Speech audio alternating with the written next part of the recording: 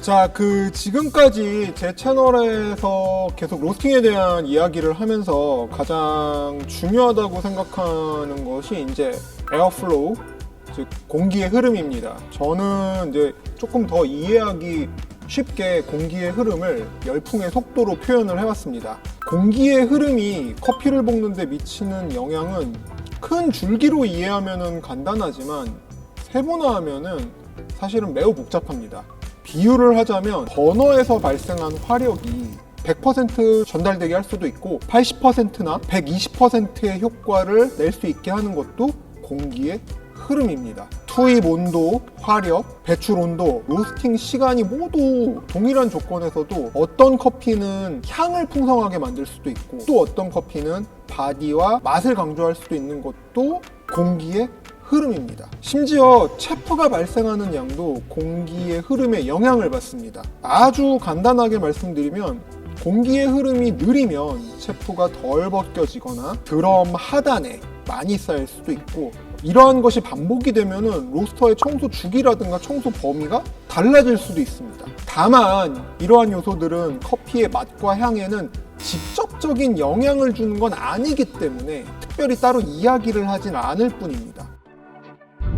제가 이제 주로 보는 커피 관련 서적 중에 로스트 매거진이라는 게 있습니다. 책 같은 거를 보고 로스팅하는 거를 그닥 추천하진 않는다고 했었잖아요. 근데 뭐 그럼에도 불구하고 이 로스트 매거진을 보는 이유는 전 세계 커피 업계 어떤 흐름 이런 거를 파악하고 한국 시장에서는 접하기 힘든 정보들을 좀 얻을 수 있는 부분들이 있어가지고 1년에 한두 번 정도 되게 보석 같은 기사들이 올라옵니다. 이번 2022년 11월, 12월 호에 공기의 흐름이라는 특집 기사가 나왔는데 제가 이 기사를 보고 정말 놀랐습니다. 특집을 작성한 사람이 이제 크리스 콘먼이라는 사람이에요. 이 사람은 이제 로열커피 USA가 운영하는 크라운 커피랩이라는 곳이 있습니다.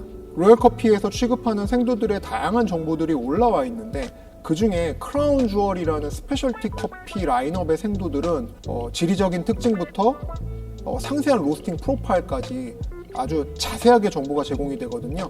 이 리뷰를 크리스 콘먼이라는 사람이 담당을 하고 있습니다. 뭐 와인에도 되게 정통한 사람이라고 얘기를 하고 그 커피 시음이랑 이런 쪽에 아주 어떤 스페셜리스트라고 하더라고요. 그래서 이쪽에서 부여하는 타이틀은 그 크라운 커피랩의 뭐 책임자이자 어떤 뭐 연구소장 같은 그런 느낌입니다. 커피웍스 팩토리 아시는 분은 아시겠지만은 커피웍스 팩토리의 모든 생두는 지금 커피웍스 팩토리가 시작한 이래로 로열커피 USA 것만을 사용을 하고 있기 때문에 이 사람의 리뷰를 좀 참고를 하는 편이기는 한데요. 지금 하고 있는 로스팅 이야기가 어느 정도 완결이 되면은 로열커피 코리아에 양해를 구해놨습니다.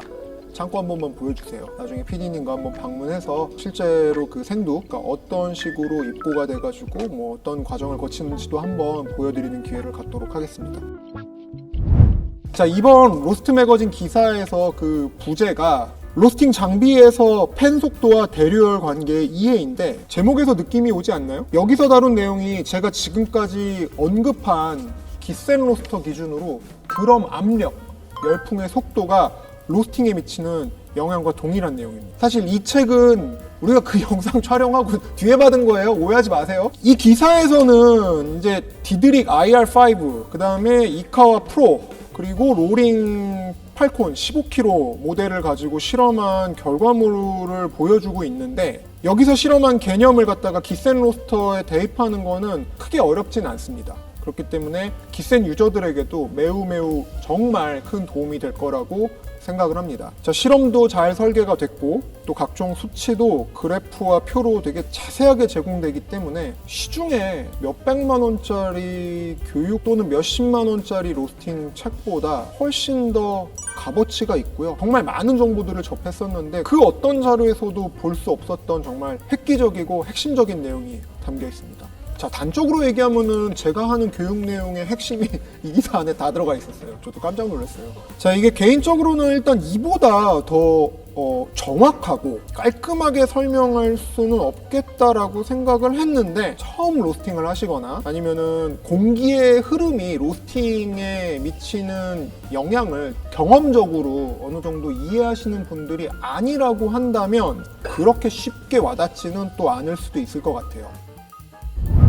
핵심적인 걸 짚어드리면, 공기의 흐름을 개방하거나 또는 빠르게 했을 때, 그 다음에 공기의 흐름을 닫거나 또는 느리게 했을 때 로스팅 프로파일 그래프가 어떤 모양으로 달라지고 또 각각의 로스팅된 원두가 어떤 특징을 나타내는지를 이해하는 게 핵심입니다. 제가 걱정이 되는 게, 또 이 기사를 읽으면서 지역적인 내용, 단어, 숫자, ROR 값, DTR 비율들을 해석하려고 하지 마세요. 제가 항상 전체 모양을 이해하고 파악하는 것이 우선이고, 그게 되면 세부적인 내용들은 자연스럽게 해석이 된다고 강조했지 않습니까? 자신만의 방법으로 로스팅을 해보신 분들이 대부분 이 지역적인 내용, 숫자, 단어에 빠지는 경향이 강해요.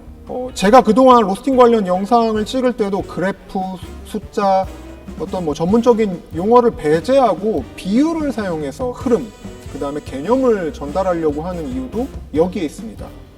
그러니까 로스팅이 전문적이고 어려운 거는 사실이에요. 하지만 그렇다고 해가지고 소위 말하는 그들만의 리그가 되는 것을 개인적으로는 조금 배제하고 싶은 게 가장 크고, 자, 다시 한번 강조하지만 이 기사를 읽으실 때는 공기의 흐름을 개방하거나 또는 빠르게 했을 때, 공기의 흐름을 닫거나 또는 느리게 했을 때 로스팅 프로파일을 그래프가 어떤 모양으로 달라지는지, 각각의 로스팅된 원두가 어떤 특징을 나타내는지를 큰 틀에서 이해를 하는 겁니다. 기센 로스터를 갖고 계신 분들이 만약에 이 책을 구입을 하셔서 여기에 나와 있는 실험 데이터를 한번 테스트해보고 싶다라고 하면은 이 내용 중에서 디드링 로스터 프로파일을 대입해서 실험해보시면 됩니다. 이 기사에서도 디드릭으로 로스팅한 커피가 이제 메인 실험군이고요. 그 다음에 이카와 프로랑 로링 같은 경우에는 비교군 정도밖에 안 됩니다. 디드릭, 이카와 로링은 직접적인 비교군이 될 수 없는 로스터들이에요. 구조랑 로스팅 방식 자체가 완전히 다르기 때문에 얘네들을 가지고 만약에 결과물을 직접 비교해가지고 의미를 도출하는 행위는 아무런 의미가 없습니다. 하지만 요 세 가지 다른 로스터의 사례를 놓고 비교해 볼 수 있는 이유가, 근본적인 요인이 로스팅에 미치는 영향은 로스터의 종류나 방식에 관계없이 공통적으로 적용되기 때문에 서로 다른 방식의 로스터 세 가지를 이렇게 비교를 해볼 수가 있는 거예요. 자, 여기 기사 한 32페이지를 보면은 디드릭의 에어플로우 컨트롤 장치에 대한 설명이 나옵니다. 디드릭을 안 써보신 분들은 이게 잘 뭔지 모르실 거예요. 이거 비유를 하자라고 하면은 디드릭식 댐퍼라고 할 수 있습니다. 그 에어플로우 컨트롤에 대한 사진이 나오거든요. 요 사진 속의 레버를 그 수직으로 완전히 세우면 사이클론과 드럼 사이의 배기관 중간에 닫아버려요. 요 레버를 완전히 수직으로 세운 상태는 기센 로스터에서는 드럼 압력을 최소값으로 완전히 낮춰놓은 거랑 동일한 상태로 받아들이시면 됩니다. 그 레버를 이번에는 완전히 수평으로 놓으면은 사이클론하고 드럼 사이의 배기관이 100% 다 열리는 거예요. 레버를 완전히 수평으로 놓은 상태는 기센 로스터로 치면은 드럼 압력을 최대값으로 세팅해 놓은 것과 동일한 것으로 간주하면 됩니다. 쿨링빈 통과, through 쿨링빈은 요 기센 로스터로 치면은 드럼 압력을 낮추는 거, 그러니까 공기의 흐름, 열풍의 속도가 느려지는 겁니다. 자, 그 다음에 이제 로스팅 드럼 통과, through 로스팅 드럼은 기센 로스터로 치면은 드럼 압력을 높이는 것. 자, 공기의 흐름, 열풍의 속도가 빨라지는 겁니다. 자, 기사에서는 두 가지 실험을 해요. 첫 번째 실험에서는 공기의 흐름을 완전히 개방했을 때랑 그 다음에 폐쇄했을 때를 그냥 직접적으로 비교를 합니다. 디드릭 같은 경우에는 드럼 회전수를 건드릴 수가 없거든요. 고정인데 기세는 드럼 회전수를 조정을 할 수 있잖아요. 그냥 건드리지 마세요. 임의 값에 두세요. 만약에 공장 출고 상태라고 하면 공장 출고 값으로 두셔도 되고, 지금 현재 어떤 세팅으로 사용하고 있다라고 하면은 그냥 그 드럼 회전수는 그대로 변화시키지 않습니다. 자, 두 번째 실험이 그 도표를 보시면은 개방과 폐쇄 사이에 이제 하이브리드라는 항목이 들어가 있는데, 그 아까 33페이지 그 사진 속 레버를 스루 쿨링 빈하고 스루 로스팅 드럼 사이에 이렇게 45도 각도로 놓았을 때입니다. 그러니까 개방과 폐쇄의 중간 값입니다. 기센 로스터에 만약에 적용하려고 하면 어떻게 하면 될까요? 드럼 압력을 이제 최소치랑 최대치의 중간 값으로 2분의 1 계산하셔가지고 요거 비교군, 대조군을 하나 넣으시면 돼요. 자, 첫 번째 실험은 처음부터 끝까지 그냥 화력을 100%로 주고 진행을 합니다. 그냥 다른 거 없이 뭐 드럼을 완전히 폐쇄했냐 아니면 완전히 개방했느냐 그 차이점만 보니까 똑같이 진행하면 될 것 같고요. 두 번째 실험은 이제 구간별로 화력을 프로파일링을 따로 했어요. 제가 이걸 보니까 이 책에서 얘기하는 그 화력 프로파일링 수치를 기센 로스터에 뭐 W6라든가 아니면 W15라든가 아니면 W1 같은 경우에는 그대로 적용을 해도 괜찮을 것 같습니다.